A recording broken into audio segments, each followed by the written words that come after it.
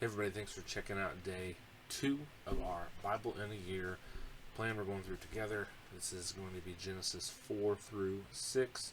And we're going to jump right into that. Before we do, make sure you subscribe, hit the notification bell so you don't ever miss when we come out with these.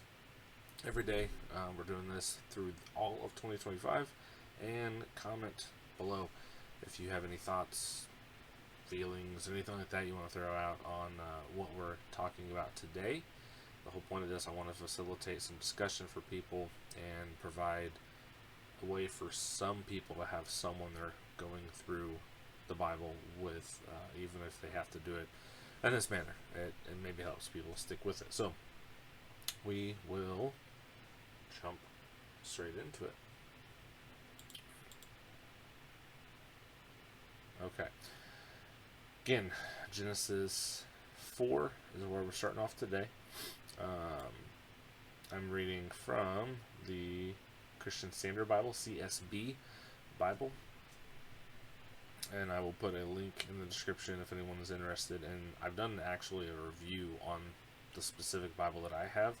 It is a phenomenal Bible. If anyone's interested in that, I have a CSB Apologetics Study Bible. There will be a link in the description for that, and I will try to link the video that I did the review as well if anyone's interested. So Genesis 4.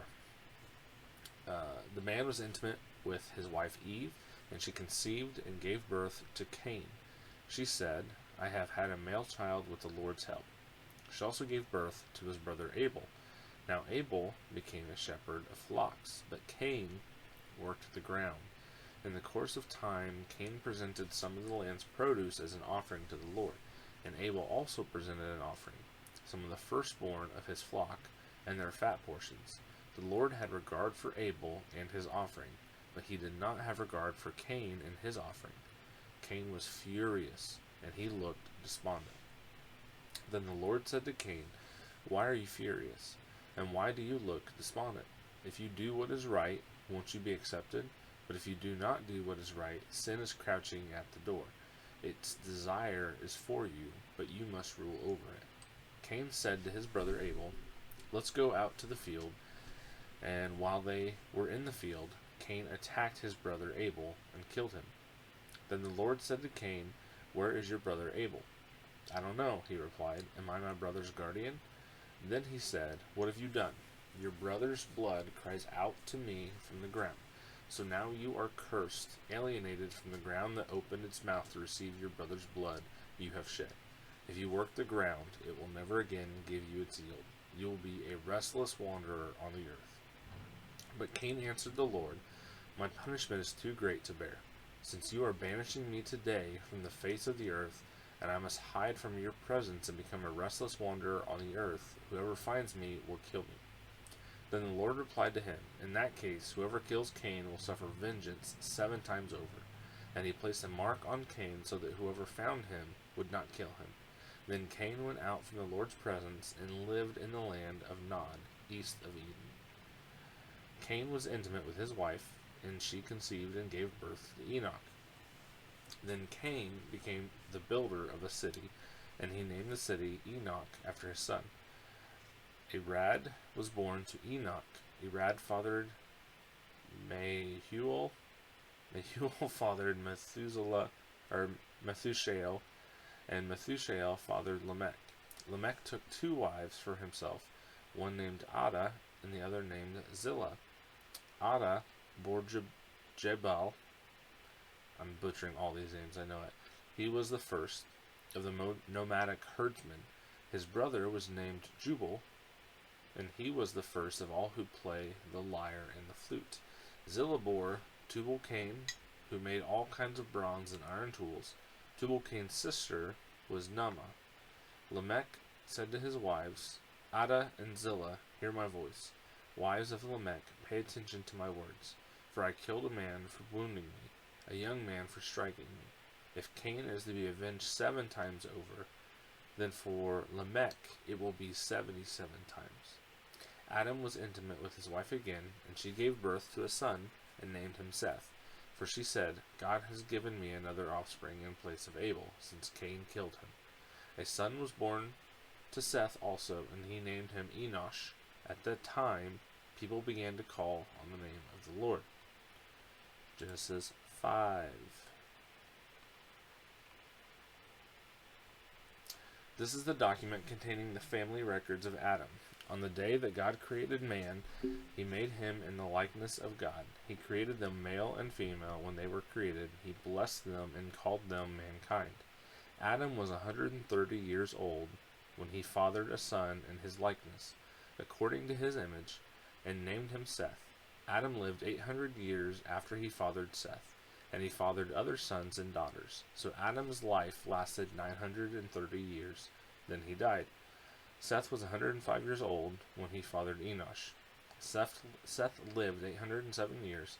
He fathered Enosh, and he fathered other sons and daughters. So Seth's life lasted 912 years.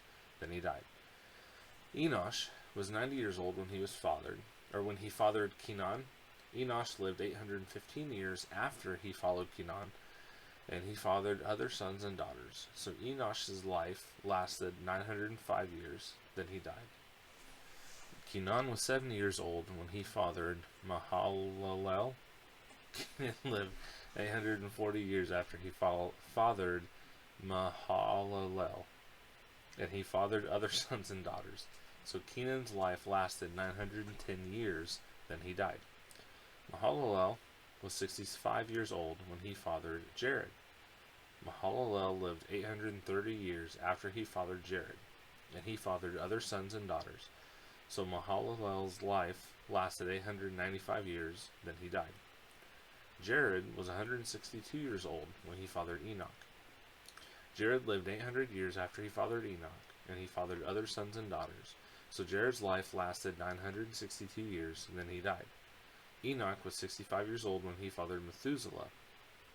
And after he fathered Methuselah, Enoch walked with God 300 years and fathered other sons and daughters. So Enoch's life lasted 365 years. Enoch walked with God. Then he was not there because God took him.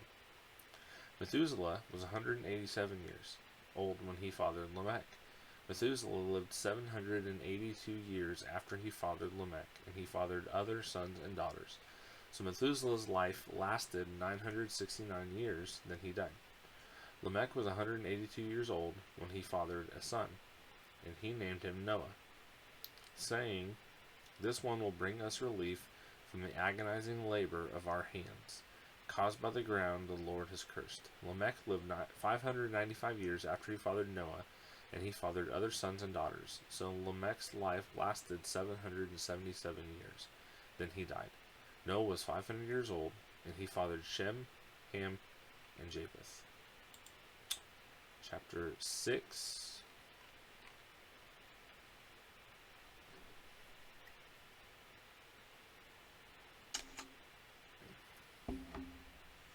When mankind began to multiply on the earth, and daughters were born to them, the sons of God saw the daughters of mankind were beautiful, and they took any they chose as wives for themselves. And the Lord said, "My spirit will not remain with mankind forever, because they are corrupt. Their days will be 120 years. The Nephilim were on the earth, both in those days and afterward, when the sons of God came to the daughters of mankind, who bore children to them. They were the powerful men of old, the famous men. When the Lord saw that human wickedness was widespread on the earth, and that every inclination of the human mind was nothing but evil all the time, the Lord regretted that he had made man on the earth, and he was deeply grieved. Then the Lord said, I will wipe mankind, whom I created, off the face of the earth, together with the animals, creatures that crawl, and birds of the sky, for I regret that I made them. Noah, however, found favor with the Lord. These are the family records of Noah. Noah was a righteous man, blameless among his contemporaries. Noah walked with God. And Noah fathered 3 sons, Shem, Ham, and Japheth. Now the earth was corrupt in God's sight, and the earth was filled with wickedness. God saw how corrupt the earth was, for every creature had corrupted its way on the earth. Then God said to Noah, I have decided to put an end to every creature, for the earth is filled with wickedness because of them. Therefore I am going to destroy them along with the earth. Make yourself an ark of gopher wood. Make rooms in the ark and cover it with pitch inside and outside. This is how you are to make it. The ark will be 450 feet long, 75 feet wide, and 45 feet high. You are to make a roof, finishing the sides of the ark to within 18 inches of the roof. You are to put a door in the side of the ark, make it with lower, middle, and upper decks. Understand that I am bringing a flood waters on the earth to destroy every creature under heaven, with the breath of life in it. Everything on the earth will perish, but I will establish my covenant with you, and you will enter the ark with your sons, your wife, and your sons' wives. You are also to bring into the ark 2 of all the living creatures, male and female, to keep them alive with you. 2 of everything, from the birds according to their kind, from the livestock according to their kinds, and from the animals that crawl on the ground according to their kinds, will come to you so that you can keep them alive. Take with you every kind of food that is eaten. Gather it as food for you and for them. And Noah did this. He did everything that God had commanded him. And that is it for chapter 6. Well, thank you, everybody, again, for watching. I think this is going to be beneficial for some people. Just going through, reading it. Like I said, the whole point I want to get to is a lot of times it's a lot easier for people to stick to a reading plan if they have someone they're reading with. And so I'm wanting this to kind of be something for everyone. This is someone that you can read along with. So we're going to be going through usually about 3 chapters a day. It'll vary some. But comment below. Let me know what you thought, if there's anything that stands out. And I would love to have some discussions on things that people maybe don't typically agree with some interpretations and things like that. As far as, we could do creation, global flood versus regional flood, things like that. Just anything anybody wants to talk about that is on what was discussed or what was read in that chapter. So appreciate it. Again, don't forget, like, subscribe, all that stuff. Spread the word. Word of mouth is how podcasts spread. So if you think there's someone else that may benefit from this, pass it along to them. Let them know, and we can continue going. If you want the Bible that I read from on a daily basis, this is actually the CSB Apologetic Study Bible, which is the same that we're reading from here. And I will put a link to that in the description, and I'll also put a link to a video where I actually review this Bible. I just got it last year, technically 2024, but I absolutely love it, and it's my top recommendation for pretty much anybody. So thanks. God bless.